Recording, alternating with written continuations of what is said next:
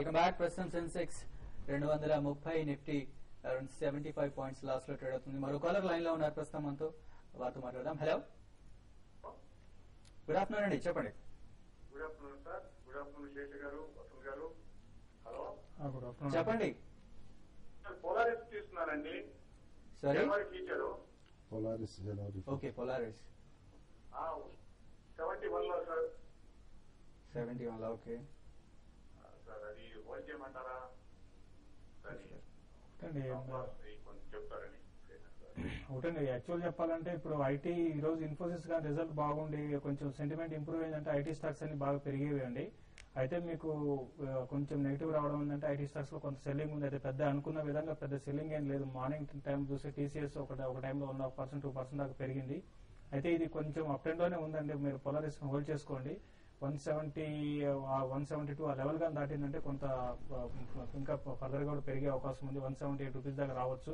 అయితే మార్కెట్ లో ఒక డిఫరెంట్ కైండ్ ఆఫ్ సెల్లింగ్ అనేది మనకి మార్కెట్ లో కనపడుతుంది. కాబట్టి మార్కెట్ ఫర్దర్ గా వీక్ అయితే స్టాక్ కూడా ఇంకా వీక్ అయ్యే అవకాశం ఉంది. కాబట్టి మీరు స్టాప్ లాస్ 164, 162 ఆ లెవెల్ మీరు స్టాప్ లాస్ పెట్టుకుని స్టాక్ ను హోల్డ్ చేయండి. ఏమాత్రం రీబౌండ్ అయినా కూడా ఈ స్టాక్ లో మీరు ఎగ్జిట్ కావడానికి ప్రయత్నం చేయండి. ఓకే, నెక్స్ట్ ఖమ్మం నుంచి శ్రీనివాస్ గారు ఉన్నారు. హలో. హలో సార్, నమస్కారం అండి. నమస్తే అండి, చెప్పండి. శుభాకాంక్షలు సార్. థ్యాంక్ యూ అండి, wish you the same. Sir నాది టెక్స్మాకు లాస్ట్ ఇయర్ 95 రూపీస్ 100 తీసుకున్నాను. తర్వాత ఒక 100 టెక్స్మాకు రైల్వే అని మళ్ళీ 100 ఎక్స్ట్రా అలాంటి అయినాయి. కాకపోతే రేట్ ఇప్పుడు మాత్రం 50 బిలో ఉన్నది సార్. అది ఇంకా నేను 1-2 ఇయర్స్ హోల్డ్ చేస్తే మళ్ళీ నా ప్రైస్ వస్తుందా సార్? ప్లస్ ఈ వేరే రైల్వే ఇండస్ట్రీస్ అని ఇంకో 100 అలర్ట్ చేశారు, అవి కూడా ఈ ట్రేడ్ అవుతాయండి? అది ఆల్రెడీ లిస్టింగ్ అప్లికేషన్ వేశారండి. రెండోది డిమర్జ్డ్ అయిన ఎంటిటీది, అది లిస్టింగ్ కూడా అవుతుంది. లిస్టింగ్ అప్పుడు నియర్లీ 60 రూపీస్ దాకా లిస్టింగ్ రావచ్చు అని అనుకున్నాం. మీరు నష్టంలో అయితే లేరండి, ఎందుకంటే మీకు డిమర్జ్డ్ ఎంటిటీ ప్రైస్ లిస్ట్ అయిన తర్వాత ఇప్పుడున్న ప్రైస్ కలిపితే మీరు కొన్న ప్రైస్ కంటే కూడా ఎక్కువ ఉంటుంది అనమాట. యాజ్ ఆఫ్ నో హోల్డ్ చేయండి. ఫండమెంటల్లీ సౌండ్ బిజినెస్ మోడల్ వెళ్ళది. And moreover usually railway budget కు ముందు ఈ స్టాక్ కూడా ర్యాలీ అవుతా ఉంటుంది అనమాట. ఈసారి ర్యాలీ అయినప్పుడు డెఫినెట్లీ అప్పుడు ఎగ్జిట్ అవ్వండి. రమేష్ కుమార్ గారు నెక్స్ట్ కాలర్. హలో. నమస్తే అండి, happy Sankranti. Thank you, wish you the same, చెప్పండి. ఇది టీసీఎస్ 1150 27 లో తీసుకున్నామండి కాల్, జనవరిది. అలాగే రిలయన్స్ 1080 కాల్ అట్ 26 లో తీసుకున్నాం. దీని గురించి కుటుంబరావు గారిని కొంచెం చెప్పండి. ఓకే అండి, తప్పకుండా. థ్యాంక్. అంటే మీరు ఆప్షన్స్ చేసేటప్పుడు అండి ప్యూర్లీ స్పెక్యులేటివ్ బెట్ గా చేసినట్టున్నారు చాలా మంది అనమాట. ఇవాళ రేపు ట్రేడర్స్ చేస్తుంది కూడా అట్లానే. మీ దగ్గర అండర్లైన్ రిలయన్స్ స్టాక్ ఉన్నా, టీసీఎస్ స్టాక్ ఉన్నా, అప్పుడు మీరు దాన్ని అమ్మేసి పోనీ హెడ్జింగ్ కింద కాల్ బై చేశారంటే వేరే సంగతి అనమాట. బ్లైండ్ గా మీరు కొన్నారంటే ఒకటండి, ఇప్పుడు 1080 కాల్ రిలయన్స్ కొన్నారంటే ఎప్పుడైతే దాని సపోర్ట్ లెవెల్ 1060 బ్రేక్ అయిందో ఇమీడియట్ గా మీరు కాల్ నుంచి ఎగ్జిట్ అవ్వాల్సింది. ఎందుకంటే ఎవ్రీ డేకి మీకు ప్రీమియం ఇరోడ్ అయిపోతూ ఉంటుంది. టీసీఎస్ కాల్ మాత్రం యాజ్ ఆఫ్ నో హోల్డ్ చేయండి ఇవాళ. ఎందుకంటే ఇన్ఫోసిస్ రిజల్ట్స్ తర్వాత కూడా టీసీఎస్ పెర్ఫార్మెన్స్ చూస్తూ ఉంటే ఇక నుంచి ఇన్ఫోసిస్ కంటే టీసీఎస్ కి ప్రీమియం వాల్యుయేషన్ వచ్చేటట్టు ఉంది. అండ్ ఎక్స్పెక్టేషన్స్ తోటి డెఫినెట్లీ నేను అనుకోవటం TCS better result and better performance ఇచ్చే పాసిబిలిటీ కనిపిస్తోంది. Reliance call exit on rallies అండి. ఈవెన్ క్యాష్ మార్కెట్ లో రిలయన్స్ వన్స్ 1045, 1050 వచ్చినా కూడా మీరు ఇమీడియట్ గా ఎగ్జిట్ అయిపోండి Reliance call. TCS call hold చేయండి till results. Okay, next Ongole నుంచి శ్రీనివాస్ గారు ఉన్నారు. హలో. నాగార్జున కన్స్ట్రక్షన్ కూడా సార్. ఓకే, తీసుకున్నారా? తీసుకున్నాను సార్. ఏ ప్రైస్ లో? 128. 128 లో తీసుకున్నారు. ఓకే, నాగార్జున కన్స్ట్రక్షన్స్ అయితే కొంత ఇప్పుడు ఇమీడియట్ అయితే కొంత సెల్లింగ్ మోడ్ లో ఉందండి స్టాక్. లాస్ట్ 1 వీక్ గా చూస్తే 10% దాకా స్టాక్ కరెక్ట్ అయింది. దాదాపు లోస్ కి దగ్గరే స్టాక్ ట్రేడ్ అవుతుందండి. 115 లో అయితే 124 ట్రేడ్ అవుతుంది. నేను కూడా మేము మళ్ళీ 114, 115 కి ఆ లెవెల్స్ కి రావడానికి ఎక్కువ ఆస్కారం ఉంది. పెద్దగా స్టాక్ లో పెరిగినా కూడా పెద్ద అప్ ట్రెండ్ అయితే ఉండకపోవచ్చు. అయితే ఇన్వెస్ట్ అయితే మాత్రం స్టాక్ ను హోల్డ్ చేసుకోండి.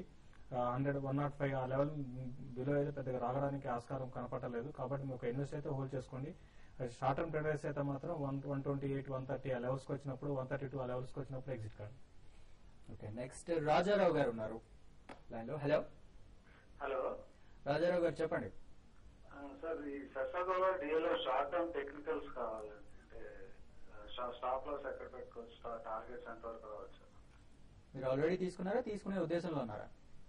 అంటే సెసగోలో 300 లో తీసుకున్నా అండి. Okay. 259 లో తీసుకున్నాను. Okay. Sesa Goa 342 level couple of times attempt చేసిందండి, కానీ దానిపైన సస్టైన్ ఆన్ క్లోజింగ్ బేసిస్ రాలేకపోతుంది అనమాట. కాబట్టి కరెంట్ లెవెల్స్ మాత్రం ఒకసారి ప్రాఫిట్ బుక్ చేసుకోమని చెప్తాను.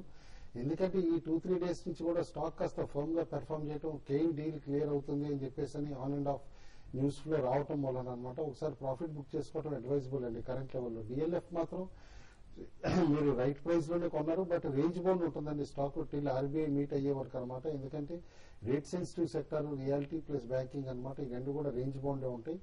బ్యాంకింగ్ వీక్ గా ఉంటుంది, రియాలిటీ కూడా రేంజ్ బౌండ్ ఉండొచ్చు, వీకిష్ గా కాకపోయినా కూడా. ఓకే.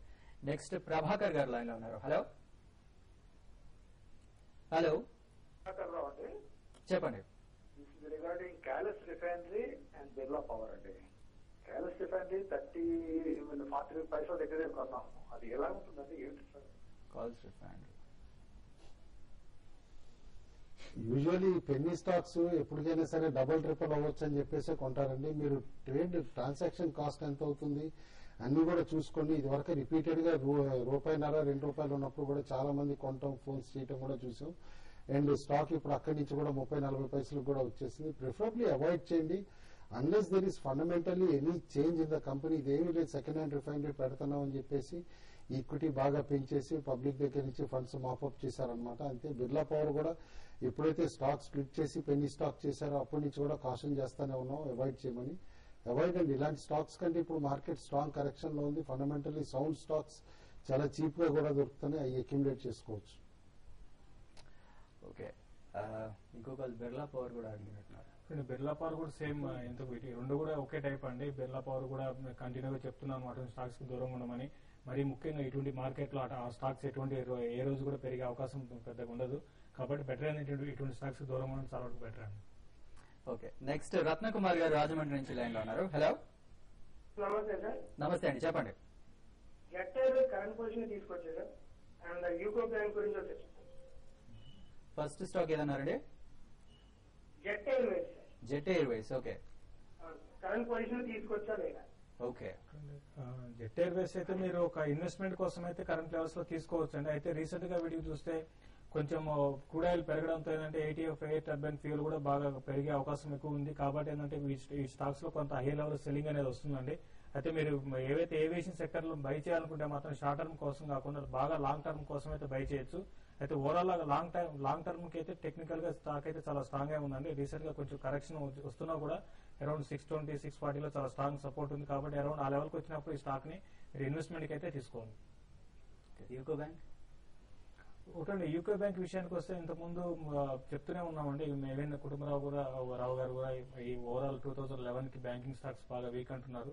అయితే నా ఉద్దేశం ప్రకారం కూడా చాలా వరకు బ్యాంకింగ్ స్టాక్స్ అంత వీక్ ఉండినా ఉండకపోయినా కూడా పెద్దగా పెరిగే అవకాశం చాలా తక్కువ ఉంటుందండి. హై ఇన్ఫ్లేషన్ వల్ల పెద్దగా బెటర్ గా పర్ఫార్మ్ చేయకపోవచ్చు. కాబట్టి బ్యాంకింగ్ స్టాక్స్ లో కొంత ఒక 2 months 3 months వెయిట్ చేయండి. ఇంకా లోస్ కి వచ్చే అవకాశం ఉంది. ఆ లోస్ కి వచ్చినప్పుడు అప్పుడు బై చేయండి. ఇమీడియట్ అయితే మీకు హరీగా బ్యాంకింగ్ స్టాక్స్ బై చేయాల్సిన అవసరం లేదండి. ఓకే. ప్రస్తుతం సెన్సెక్స్ ఆల్మోస్ట్ 350 పాయింట్స్, నిఫ్టీ కూడా అదే రేంజ్ లో నష్టపోతుంది. కుటుంబ చివరిగా ఈ రోజు మార్కెట్ లో భారీగా నష్టపోతున్నాయి. సో ట్రేడర్స్ కి ఎలాంటి సలహా ఇస్తారు? ట్రేడర్స్ టెక్నికల్ లెవెల్స్ క్లియర్ గా వాచ్ చేయమంటానండి. నిన్న డబుల్ బాటమ్ ఫామ్ చేసింది 57 క్లోజర్ గా నిఫ్టీ అనమాట. ఇవాళ మళ్ళా 5750 లెవెల్ దగ్గర కూడా వచ్చేసింది అనమాట తిరిగి. ఈ last half an hour trading pattern లో కూడా 250 పాయింట్స్ వరకు సెన్సెక్స్ రికవర్ అయినా సరే ఇమీడియట్ గా మళ్ళీ 100 పాయింట్స్ షెడ్ చేయడం చూసాం. కాబట్టి ఈ ఫాలో అప్ బయింగ్ ఎమర్జ్ అయ్యే వరకు most probably follow up buying అంత ఈజీగా కూడా రాకపోవచ్చు అనమాట. అన్లెస్ రేపు హోల్సేల్ ప్రైస్ ఇండెక్స్ ఏమన్నా సర్ప్రైజెస్ ఇచ్చి ఆ తర్వాత కూడా ఏమన్నా షార్ట్ కవరింగ్ డెవలప్ అయితే తప్పితే.